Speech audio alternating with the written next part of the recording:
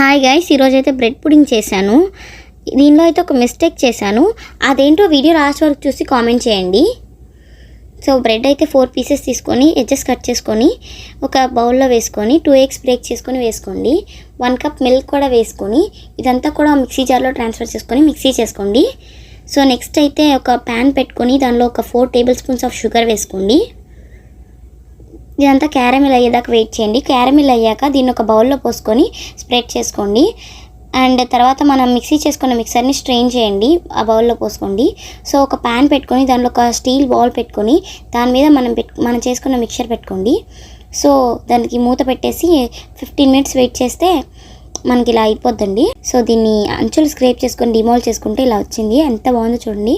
దీని మీద కొన్ని జీడిపప్పు పలుకులు అండ్ జెల్లీలు పెట్టి కొంచెం అంతా హార్లిక్స్ వేసాను. ముక్కలు కోసుకొని తింటే ఎంత బాగుందో అండి, చాలా టేస్ట్గా ఉంది. ఇంతకు నేను ఏం మిస్టేక్ చేశాను కనిపెట్టారా?